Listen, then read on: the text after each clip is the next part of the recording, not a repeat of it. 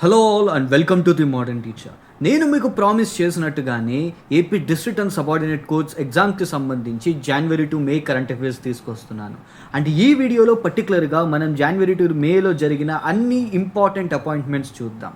But before that, this particular video is not just for AP district and subordinate courts. So ప్రతి ఒక్క competitive ఎగ్జామ్కి use అయ్యేలాగే ఈ వీడియోని తీసుకొస్తున్నాను. So what you need to do? So you need to share this video with your fellow aspirants and subscribe this channel and click on the bell icon so that you will never miss an update from me. So without any ado, let us start our video. So the first one is who was appointed as the chairman of National Human Rights Commission. So National Human Rights Commission ki chairman ga evarni appoint chesaru. So the correct answer for this is retired Justice V. Ramasubramaniam. So V. Ramasubramaniam, the retired Supreme Court judge. So ఈయనని national human rights కమిషన్కి చైర్మన్గా appoint చేశారు. So మనం ఏం చేద్దామంటే ఇలా ప్రతి question deal చేస్తున్నప్పుడు ఆ రిలవెంట్ ఇన్స్టిట్యూట్ ఏదైతే ఇన్స్టిట్యూట్ గురించి మనం డిస్కస్ చేసుకుంటున్నామో లేదా ఏదైనా కమిషన్ గురించి డిస్కస్ చేసుకుంటే దానికి రిలేటెడ్గా కూడా కొంత ఇన్ఫర్మేషన్ని గ్యాదర్ చేసుకుందాం. So at the same time current అఫైర్స్తో పాటు స్టాటిక్ పోర్షన్ కూడా మనకి ఈజీగా కంప్లీట్ అవుతుంది. So national human rights commission ఇది 12/10/1993 ఎస్టాబ్లిష్ చేశారు. ఓకే, ఇది ఒక స్టాట్యుటరీ బాడీ. మనకి జనరల్గా 2 types ఆఫ్ బాడీస్ కనిపిస్తాయి మనం ఏదైనా కాంపిటేటివ్ ఎగ్జామ్కి సంబంధించి చదువుతున్నప్పుడు. సో నాట్ యాక్చువల్గా 3 types. So one we have something called constitutional bodies. So మనకి కాన్స్టిట్యూషనల్ బాడీస్ అని ఒకటి ఉంటుంది, constitutional bodies. So we have statutory and we have something called statutory and non statutory. So constitutional bodies అంటే ఈ bodies, ఈ కమిషన్స్కి కానీ ఈ బాడీస్కి సంబంధించి కాన్స్టిట్యూషన్లో మెన్షన్ చేసి ఉంటుంది. రైట్, కాన్స్టిట్యూషన్లో మెన్షన్ చేసి ఉంటుంది. ఫర్ ఎగ్జాంపుల్ జిఎస్టీ కౌన్సిల్, అది కాన్స్టిట్యూషన్లో మెన్షన్ చేసి ఉంటుంది. Election commission, it is a constitutional body, అది కాన్స్టిట్యూషన్లో మెన్షన్ చేసి ఉంటుంది. So those are constitutional bodies. అలాగే మనకి కొన్ని స్టాట్యుటరీ బాడీస్ ఉంటాయి. నా what are these statutory bodies? Parliament ఒక లాని ఎనాక్ట్ చేసిన తర్వాత సో మనకి ఈ బాడీ అనేది ఫామ్ అవుతుందన్నమాట. So through a statute, through a law ఈ బాడీస్ అనేవి ఫామ్ అవుతాయి. ఫర్ ఎగ్జాంపుల్ ఈ నేషనల్ హ్యూమన్ రైట్స్ కమిషన్ అనేది protection of human rights act of 1993 ద్వారా ఈ ఆర్గనైజేషన్, ఈ కమిషన్ని ఫామ్ చేశారు. So it is a statutory body. And at the same time మనకి కొన్ని నాన్ స్టాట్యుటరీ ఎగ్జిక్యూటివ్ బాడీస్ కూడా ఉంటాయి. Okay, those are non statutory bodies. అంటే వాటికి ఎటువంటి గవర్నింగ్ లాస్ ఉండవు అనమాట. So we don't have any acts. పర్టికులర్గా ఒక యాక్ట్ని ప్రమల్గేట్ చేసి మనకి ఇలాంటి కమిషన్స్ కానీ ఆర్గనైజేషన్స్ కానీ ఫామ్ అవ్వడం ఉంటాయి కొన్ని, అవి నాన్ స్టాట్యుటరీ బాడీస్. సో ఈ నేషనల్ హ్యూమన్ రైట్స్కి సంబంధించి, ఈ కమిషన్కి సంబంధించి మనకి స్ట్రక్చర్ కూడా చాలా ఇంపార్టెంట్. ఎందుకంటే ప్రీవియస్గా చాలా ఎగ్జామ్స్లో దీని స్ట్రక్చర్స్ అడిగారు. సో ఈ నేషనల్ హ్యూమన్ రైట్స్ కమిషన్లో ఒక చైర్పర్సన్ ఉంటారు, 5 full-time members and 7 deemed to be members ఉంటారు. అండ్ ఇన్ జనరల్గా ఈ national human rights commission chairperson will be retired chief justice of India or supreme court judge. So retired chief justice of India or ప్రీవియస్గా supreme court judge కింద work చేసిన వాళ్ళని ఈ national human rights కమిషన్కి చైర్మన్గా appoint చేస్తారు. So this is the first question. Now let us move to the second one. Who was appointed as United Nations Justice Council? So ఎవరిని United Nations Justice కౌన్సిల్కి చైర్పర్సన్గా నియమించారు? So the correct answer for this is Madan Bhimrao Lokur. ఈయనని United Nations Justice కౌన్సిల్కి chairperson కింద appoint చేశారు. So this is very much important for us as he is an Indian. Now third question. Director of Indian agriculture research institute, IARI. మనం ఈ వీడియోలో 2 different related అగ్రికల్చర్కి related 2 important organizations గురించి చదువుతాం.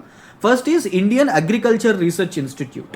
Okay, so Indian agriculture research ఇన్స్టిట్యూట్కి చెరుకుంపల్లి శ్రీనివాస్ అనే ఆయన్ని director కింద అపాయింట్ చేశారనమాట. So Indian agriculture research institute ఇది Indian council of agriculture research, ICAR అండర్లో వర్క్ చేస్తుంది, which works under ministry of agriculture.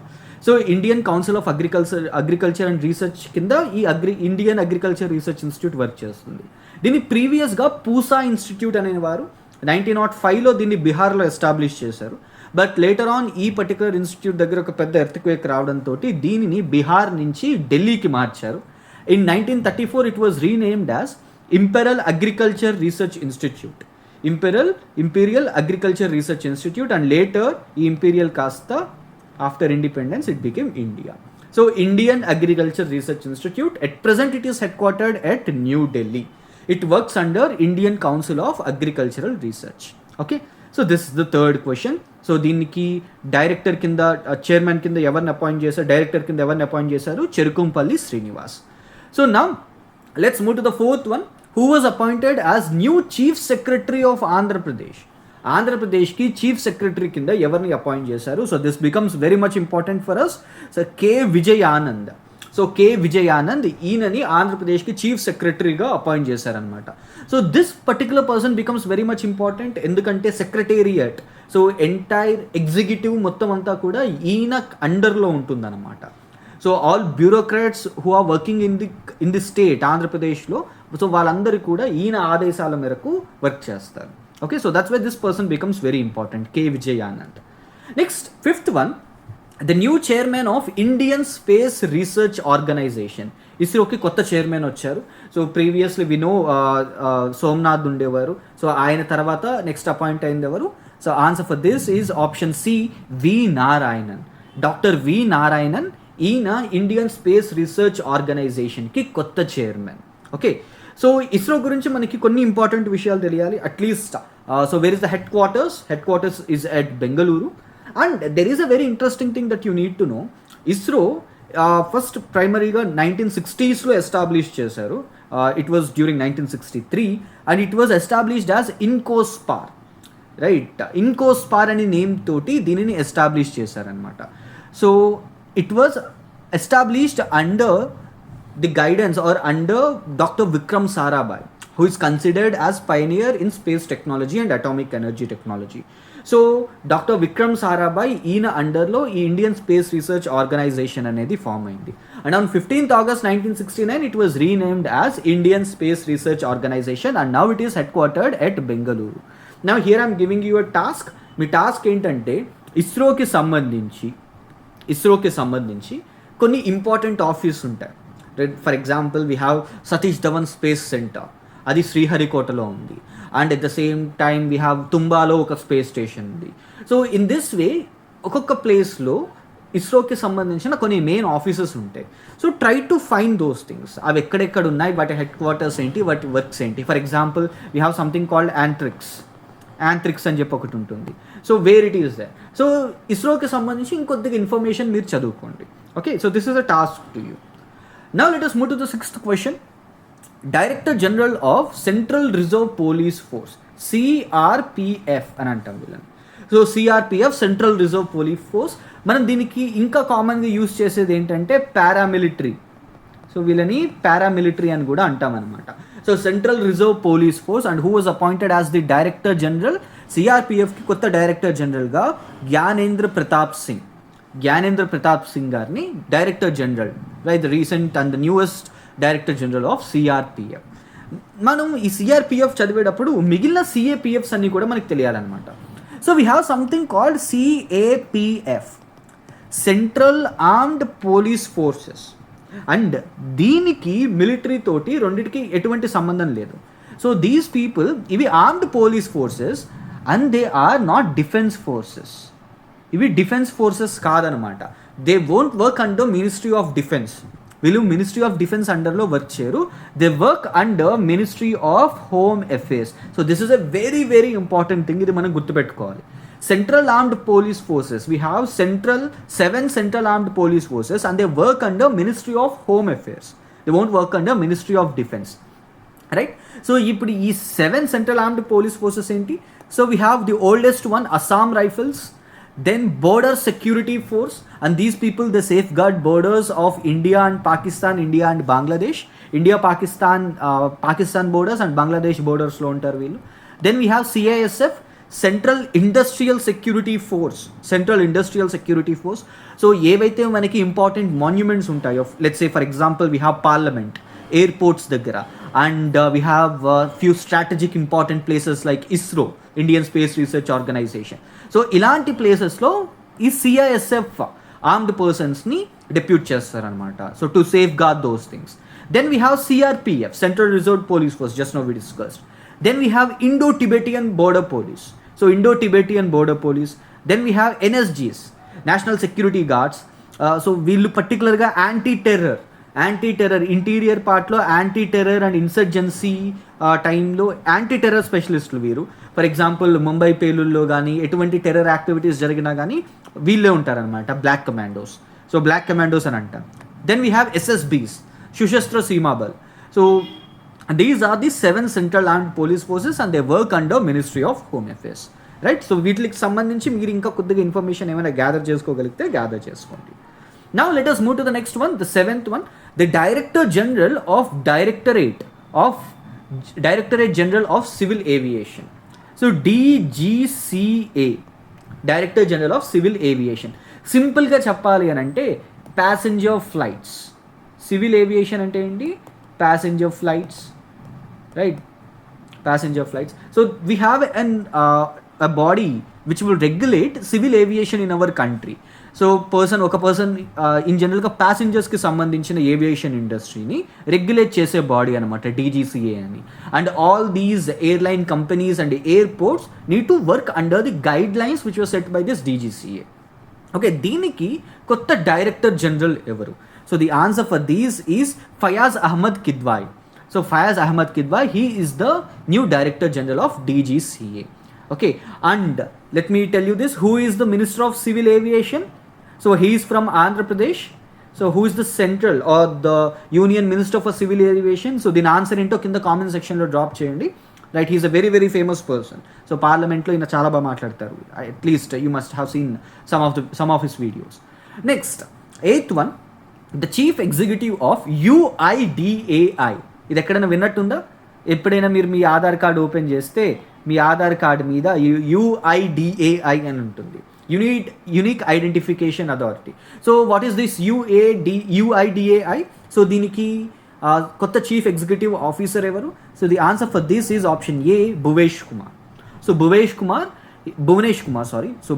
Kumar, he is the new chief executive officer of UIDAI. So what is this UIDAI? Unique Identification Authority of India. ఇది Aadhaar act ద్వారా 2016 యొక్క Aadhaar act ద్వారా ఒక statutory body కింద దీన్ని establish చేశారు. So దీనికి ఒక chairperson, 2 part time members and 1 chief executive officer ఉంటారు. And it works under ministry of electronics and information technology. So ministry of electronics and information technology అండర్లో ఇది వర్క్ చేస్తుంది, unique identification authority of India. So మీకు ఒక simple question అడుగుతాను, దీనికి కూడా answer కింద కామెంట్ సెక్షన్లో డ్రాప్ చేయండి. ఆధార్లో ఎన్ని డిజిట్స్ ఉంటాయి? ఆధార్ నెంబర్, మీ ఆధార్ నెంబర్ ఉంది కదా, మీ ఆధార్ నెంబర్ మీకు నోటుకు వచ్చి ఉంటుంది కదా. సో మీ ఆధార్ నెంబర్లో ఎన్ని డిజిట్స్ ఉంటాయి కింద కామెంట్ సెక్షన్లో డ్రాప్ చేయండి, right. So let us move to the next question, 9th one. Whose term was extended as Chief Economic Advisor CEA for another 2 years? ఇంకొక 2 years పాటు ఎవరి టర్మ్ని చీఫ్ ఎకనామిక్ అడ్వైజర్ కింద ఎక్స్టెండ్ చేశారు? So this particular post is very much important for us. Answer for this is option D, V. Anantha Nageswaran. He is the current Chief Economic Advisor, CEA. So Ministry of Finance lo untundi idi, and Chief Economic Advisor. So ina work enti particular ga. So Chief Economic Advisor work enti?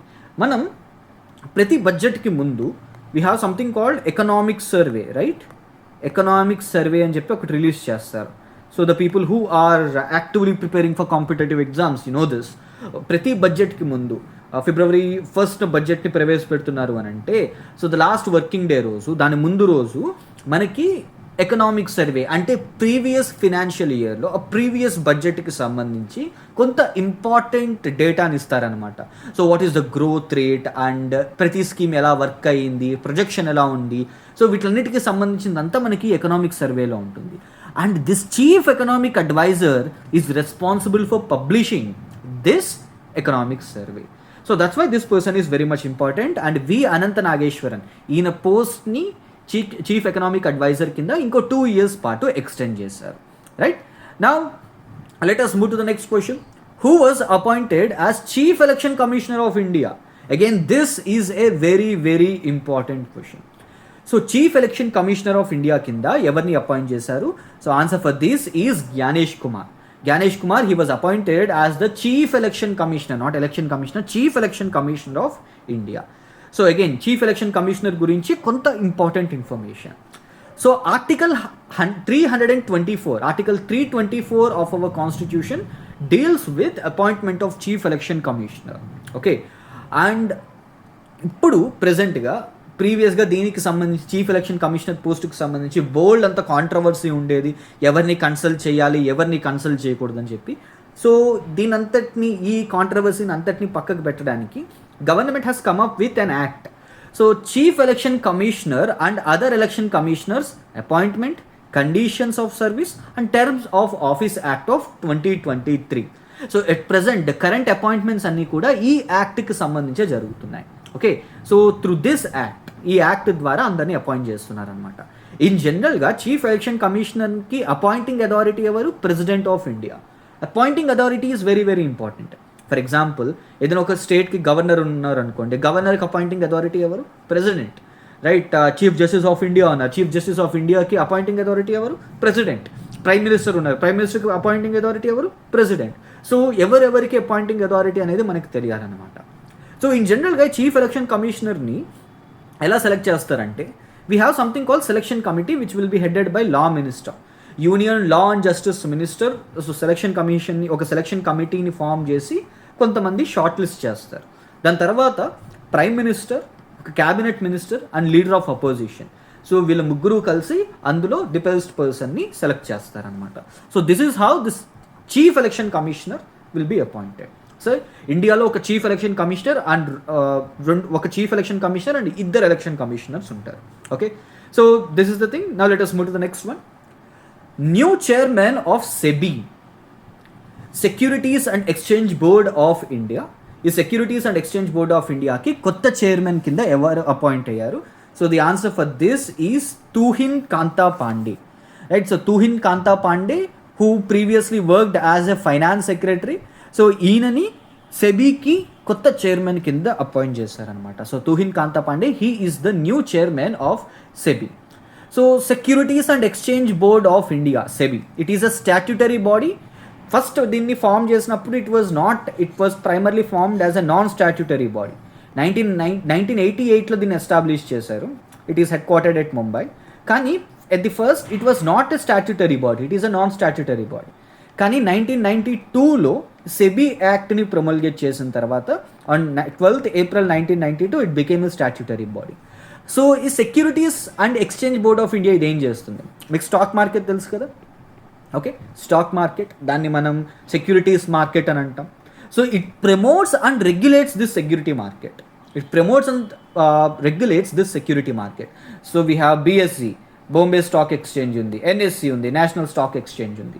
So ఇలాంటి stock exchanges, open market ఉంటుంది కదా, ఈ securities market, దీని అంతటిని ఎవరు regulate చేస్తారు? This SEBI, securities and exchange board of India. Right, then 12th question, the new parliament secretary, the second new principal secretary to prime minister Modi, PM మోడీకి ఒక కొత్త పర్సన్ని సెకండ్ ప్రిన్సిపల్ సెక్రటరీ కింద వేశారు. Already there is a principal secretary, he will be the second principal secretary. And who is that? Option A, Shaktikanta Das. So the former Reserve bank of India governor who was an IAS officer. So ఈయనని prime minister Narendra Modi గారికి second principal సెక్రటరీగా appoint చేశారు. Okay, now let us move to the next one. New director general of police of Andhra Pradesh. ఆంధ్రప్రదేశ్కి కొత్త DGP, director general of police, the highest are the top most police official of Andhra Pradesh. So what is the answer for this? Answer for this is option A, Harish Kumar Gupta. So Harish Kumar Gupta, ఈయన 1992 batch IPS officer and he was appointed as DGP, Director General of Police of Andhra Pradesh. Okay, now let us move to the next question. So the 14th question, Vice Chair of Europe India Center for Business and Industry. So the answer for this is Lakshmi Kantam Balaya Raidu. So ఈయనని Europe India centre for business and ఇండస్ట్రీకి vice చైర్గా appoint చేశారు. Next 15th question, AP state legal service authority chief. AP state legal service authority chief కింద justice Ravinath తిల్హారీని appoint చేశారు. So justice Ravinath Tilhari he is the current judge of AP high court. So in జనరల్గా state legal service authority అయినా కానీ APSLSA or we have something called NALSA అని ఉంది, national legal service authority. So ఇలాంటి ఆర్గనైజేషన్స్కి state legal service authority అంటే ఏంటో చెప్తాను మీకు నాల్సా చెప్పేటప్పుడు. సో లీగల్ సర్వీస్ అథారిటీ ఏంటంటే, for example we have something called Lok Adalat అని ఉంటుంది, are let's say we have something called free legal aid services, or else we have something called mediation. So ఇవన్నీ ఏంటంటే ఇన్ జనరల్గా ఈ legal aid పక్కన పెట్టండి, ఈ మీడియేషన్ కానీ ఇవన్నీ ఆల్టర్నేట్ డిస్ప్యూట్ రెజల్యూషన్స్ అనమాట. And at the same time ఈ మనకి ఇండియాలో we have article 39A which deals with providing free legal aid to the poor, which is the directive principles of state policy. So వీటిలన్నిటిలో నుంచే we have something called legal service authority అనేది ఒకటి form అయింది. So అలాగే ప్రతి స్టేట్కి ఒక legal service authority ఉంటుందన్నమాట. The main target of this legal service authority is to provide free legal aid to the poor. స్టేట్లో ఎవరైతే సివిల్ మ్యాటర్స్ అయినా క్రిమినల్ మ్యాటర్స్ అయినా ఎవరికైతే స్తోమత లేదో ఈ కేసెస్ని వాదించుకోవడానికి, సో వాళ్ళకి లీగల్ ఎయిడ్స్ని అపాయింట్ చేస్తారనమాట. So government will provide some kind of support to these people. So అలాగే we have something called legal service authority. ఇప్పుడు మనకి ఏపీ హైకోర్టు చీఫ్ జస్టిస్ ఎవరు? We have justice Dhiraj Singh Thakur. Okay, and ఈయన తర్వాత second ప్లేస్లో ఉన్నది రవీనాథ్ తిల్హారీ. ఓకే, ఈయన తర్వాత సెకండ్ ప్లేస్లో ఉన్నది రవీనాథ్ తిల్హారీ. సో ఇన్ జనరల్గా సుప్రీంకోర్టులో అయినా స్టేట్ హైకోర్ట్స్లో అయినా కానీ ఎవరైతే సెకండ్ సీనియర్ మోస్ట్ పర్సన్ ఉంటారో వాళ్ళని ఈ లీగల్ సర్వీస్ అథారిటీకి చీఫ్ కింద అపాయింట్ చేస్తారనమాట. So this is an important thing that you need to remember. So at present AP state legal service authority head ఎవరు? Justice Ravinath Tilhari. Next 16th one is Anusandhan nation research foundation. So దీనికి chief executive ఆఫీసర్గా ఎవరిని appoint చేశారు? Anusandhan nation research foundation ANRF chief executive officer doctor Sivakumar Kalyanaraman. ఈయనని Anusandhan national research ఫౌండేషన్కి chief executive ఆఫీసర్గా appoint చేశారు. So ఈ ANRF అనేది ఇది ఒక statutory body. It was formed under ANRF act of 2023. So ఇది ఏం వర్క్ చేస్తుంది? It regulates research and development in the fields of natural sciences, technology, agriculture and health. So ఏ కంట్రీకైనా దాని డెవలప్మెంటల్ ఫేస్లో the most important thing is R&D, అంటే research and development. So innovation is the most important thing ఏ కంట్రీలో అయినా కానీ. సో అందుకు మనం ఏం చేసామనంటే we come up with an umbrella body to regulate this research and development. So ఈ ఐఐటి మద్రాస్లో కానీ ఈ పెద్ద పెద్ద ఐఐటి ఇన్స్టిట్యూట్స్లో కానీ IISCలో కానీ so we have so much of innovation that is happening. But ఒక ప్రాపర్ అంబ్రెలా బాడీ లేదు అని అంటే these all things will go in vein. So that's why in 2023, as per the guidelines of National Education Policy, central government has come up with this ANRF. ఈ Anusandhan national research foundation ANRF అనే దాన్ని form చేసింది. And who is the current chief executive officer for this? Doctor Sivakumar Kalyanaraman. Next the 17th question, who was re-elected as the chairman of Bar Council of India? So the current Rajya Sabha MP Manan Kumar Mishra. So he was re-elected consecutively for 7 terms as the chairman of Bar Council of India. So Bar Council of India అనేది ఒక statutory body. It was formed under advocates act of 1961. So ఈ bar council of India ఏం చేస్తుంది? It will prescribe the standards for advocacy profession. So ఈ advocacy, ఈ లా profession అనే దానికి స్టాండర్డ్స్ని decide చేస్తుంది అనమాట ఈ bar council of India. So this is not like the regular bar. So we have something called SCORA ఉంటుంది, లేకపోతే సుప్రీం కోర్ట్ బార్ అసోసియేషన్ ఉంటుంది. So it is not like that. ఈ బార్ కౌన్సిల్ ఆఫ్ ఇండియా అనేది it is much more important. So ఇండియాలో legal education, ఈ law education LLB కానీ LLM కానీ, so వీటన్నిటికీ కూడా స్టాండర్డ్ ఆఫ్ ఎడ్యుకేషన్ డిసైడ్ చేసేది ఈ bar council of India. So who was re-elected as the chairman of bar council of India? Manan Kumar Mishra. And he's currently in Rajya Sabha MP. Next 18th question, federal bureau of ఇన్వెస్టిగేషన్కి director కింద appoint అయ్యారు Kash Patel. So Kash Patel he is of an Indian origin person. So ఈ domestic intelligence agency ఇది, right, just like how we have intelligence bureau in our country. మన ఇండియాలో ఎలాగైతే IB ఉందో, so spy agency. So అలాగే we have federal bureau. So federal bureau it is an investigation agency. ఎలాగైతే ఇండియాలో CBI, IB ఇలాంటి intelligence agencies ఉన్నాయో అలాగే యునైటెడ్ స్టేట్స్లో ఈ ఫెడరల్ బ్యూరో అనమాట. Kash Patel who is a very close ally to Donald Trump. So ఈయనని ఆ డైరెక్టర్ కింద అపాయింట్ చేశారు. 19th question, the brand ambassador for AP capital. అమరావతికి ఒక బ్రాండ్ అంబాసిడర్ని అపాయింట్ చేశారు. And who is that? Ambula Vaishnavi. Right, she is a medical student, a medico, and she donated 25 lakhs to Amaravati.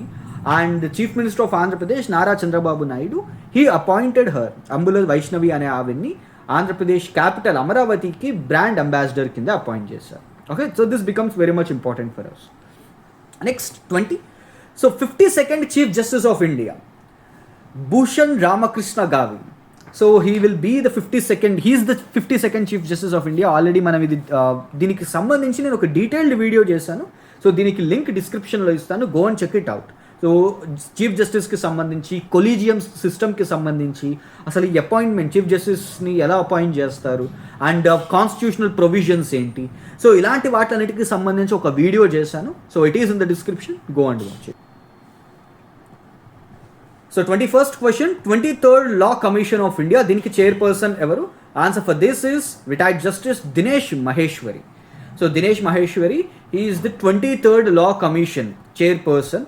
So law commission అనేది ఒక non statutory body, just like how I mention 39A, article 39Aలో ఎలాగైతే మనకి ఈ free legal aid ఉందో, so as per the same section of law మనకి law commission అనే దాన్ని కూడా స్టాట్యూట్ చేశారు. And it is a non statutory body and it is an ad hoc body.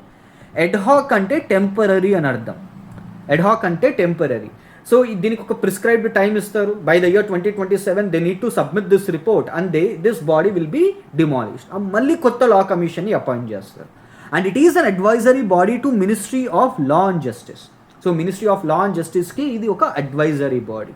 And ఈ లా కమిషన్ ఏవైతే అడ్వైజర్స్ చేస్తుందో, through those advisers central government will come up with some laws. So central government ఆ loss working ఎలా ఉంది, కొత్త loss ఏం తీసుకురావాలి, ఇలాంటి వాటన్నిటికి సంబంధించి కూడా ఈ లా కమిషన్ అనేది so they will study about all these things. So in that way they will advise ministry of law. Now the next one is director general of Indian council of agriculture research. Right, ఇందాక మనం Indian agriculture research institute గురించి చూసాం. And here we have Indian council of agriculture research, Mangilal Jat. So Mangilal Jat, this Indian Council of Agriculture Research, it is an autonomous organization under Department of Agriculture Research and Education. So Ministry of Agriculture lo DARE ane department undi, Department of Agriculture Research and Education. So dantlo ee ICAR, Indian Council for Agriculture Research, which is headquartered at New Delhi, idi oka autonomous organization. Okay, so who was appointed as the Director General? Mangilal Jat. Okay, now let's move to the next one, 23rd. The chairperson of Pension Fund Regulatory and Development Authority. So Pension Fund Regulatory and Development Authority, Siva Subramanya Raman. Siva Subramanya Raman. So PFRDA.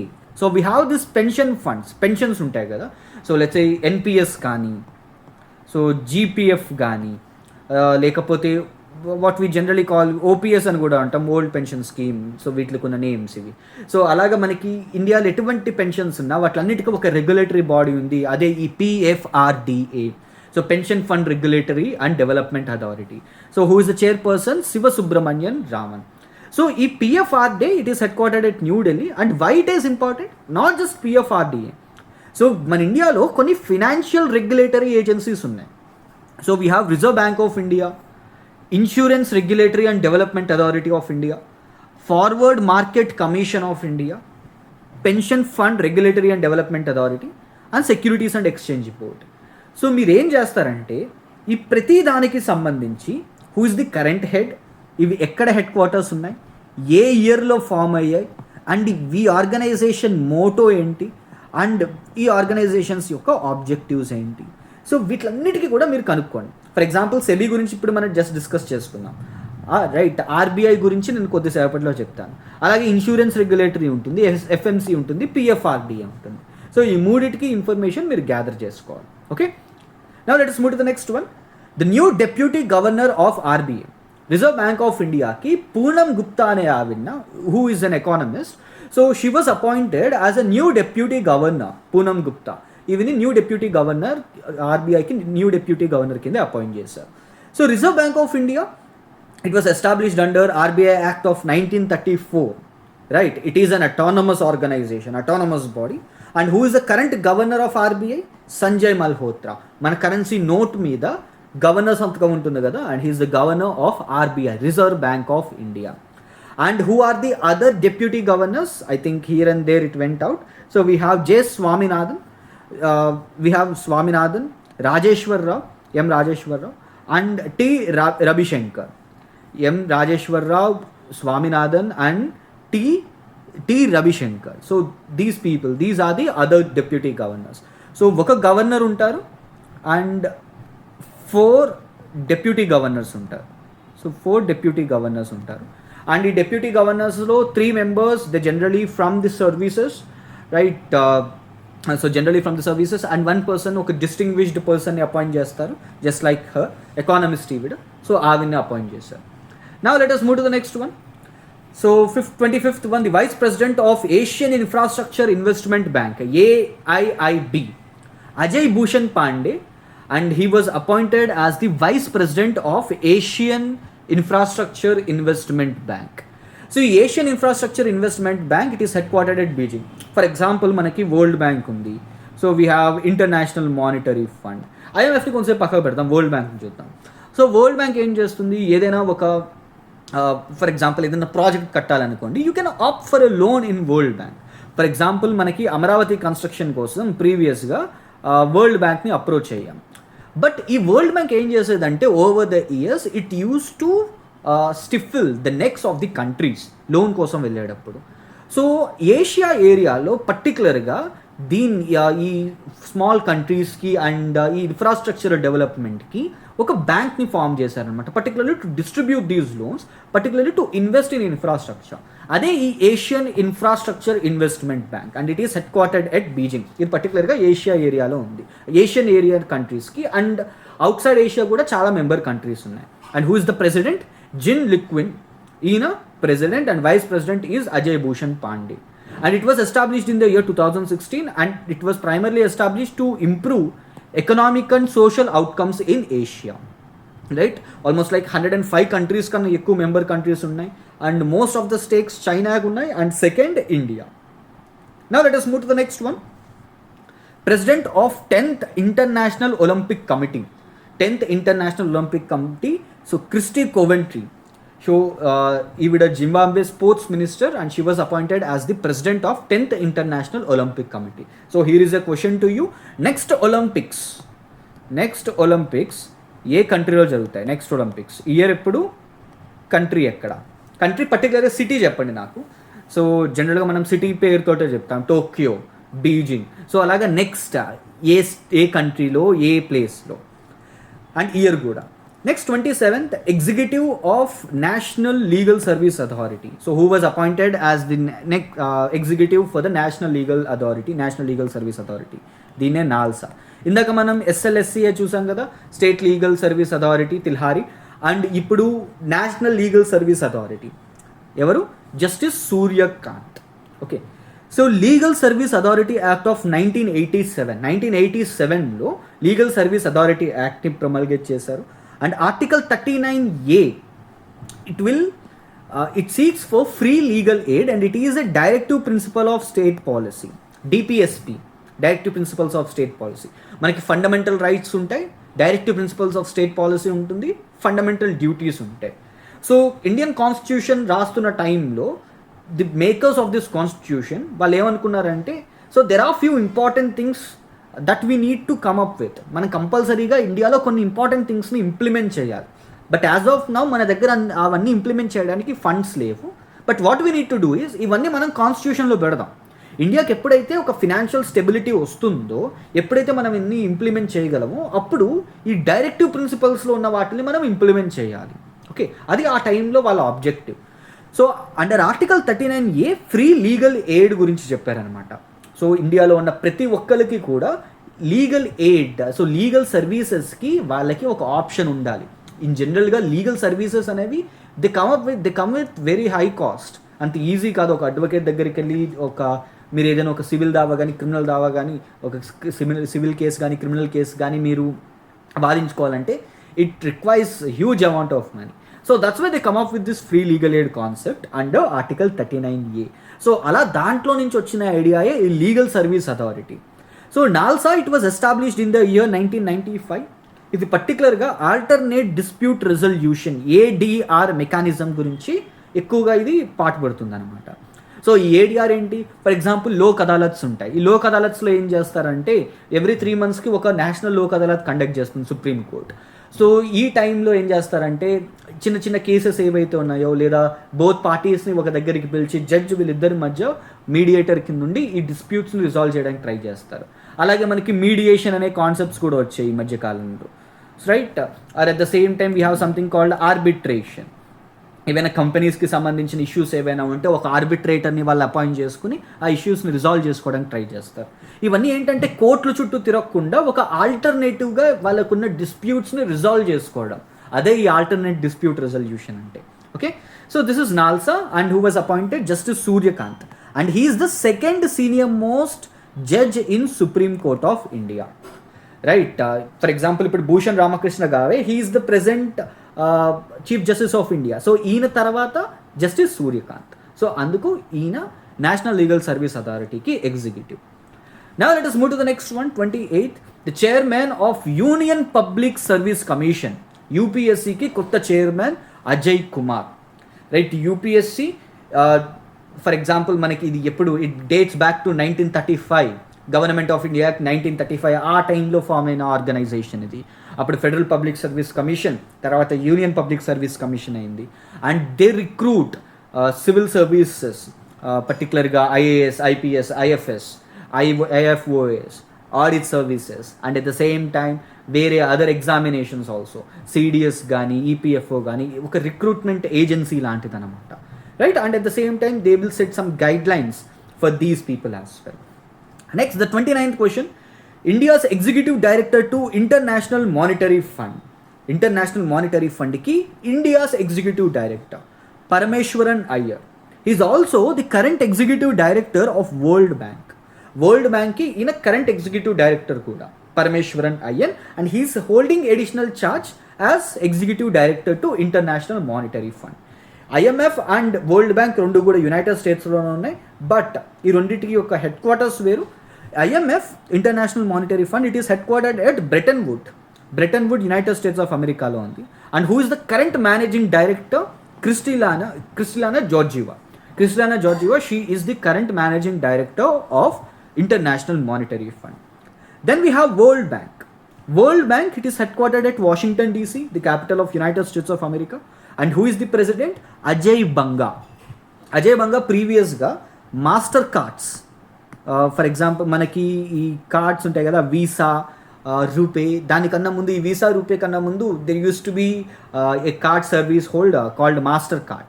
So ఈ master card one of the టైమ్స్లో ఇది monopoly చేస్తుంది అనమాట కంప్లీట్గా, and he was the head of that master card for a while. And later on he became the president of World Bank. Okay, so this is India's executive director to IMF, Parameshwaran Iyer. Now the next one is the chief executive officer of India Semiconductor Mission. So India Semiconductor Mission, Amitesh Kumar Sinha. He is the current chief executive officer of India Semiconductor Mission. So ఇది 2021లో ministry of electronics information technology అండర్లో దీన్ని establish చేశారు. So target ఏంటి? Almost like 75,000 crores తోటి ఈ India semi conductor machine అనే దాన్ని ఎస్టాబ్లిష్ చేశారు. For example the main target ఏంటో చెప్తాను దీనికి. తైవాన్, చైనా, జపాన్, కొరియా, ఈ కంట్రీస్ అన్నీ కూడా సెమీ కండక్టర్ ఇండస్ట్రీలో పర్టికులర్గా అగ్రగామీలు అనమాట ఇవన్నీ. సో ఇండియాకి ఈ సెమీ కండక్టర్ ఇండస్ట్రీలో ఒక బూస్ట్ ఇవ్వడానికి ఈ ఇండియా సెమీ కండక్టర్ మిషన్ అనే దాన్ని ఎస్టాబ్లిష్ చేశారు. And who is the current chief executive officer? Amitesh Kumar Sinha. Okay, now let us move to the next one. Chief intelligence officer, chief of intelligence bureau, IB intelligence bureau. So ఈయనకి 1 year term extend చేశారు. Tapan Kumar Deka, he is the current chief of intelligence bureau. So IB, it was established in the year 1887. So prior to independence itself, ఒక colonial organization ఇది 1887లోనే దీన్ని establish చేశారు, and it works under ministry of home affairs, right, ministry of home affairs. Now let's move to the next one, director of central bureau of investigation, CBI. So దీని డైరెక్టర్కి కూడా 1 year extension చేశారు, Praveen Sood. He is the current director of central bureau of investigation. Okay, CBI, it was established under the Delhi Special Police Establishment Act of 1946. So in the year 1963లో ఈ CBI అనే దాన్ని establish చేశారు, and it was established under the Delhi special police act. Okay, so who is the current chief, current director, Praveen Sood IPS. The last question, the new pope of catholic church. So Sistine chapel అని ఉంటుంది మనకి Vatican సిటీలో. So ఆ Sistine చాపెల్లో last month after the death of pope Francis, pope Leo the 14th, and అసలు పేరు Robert Francis Prevost, right? He is from Chicago, United States of America, and he became the first pope from United States of America. So Pope Leo the 14th. So he is the new pope of Catholic Church, right? So ఈ వీడియోలో మనం 33 different important appointments చూసాం. At the same time వీటితో పాటు కొంత static information, current ఇన్ఫర్మేషన్తో పాటు static information కూడా చూసాం. సో ఇన్ ద నెక్స్ట్ వచ్చే వీడియోస్లో మనం ఈ ఇంపార్టెంట్ అపాయింట్మెంట్స్ లాగే awards and honours and other important current అఫైర్స్ని కూడా డీల్ చేద్దాం. So if you found this video informative, please do like, share and subscribe the channel. Signing off, your modern teacher.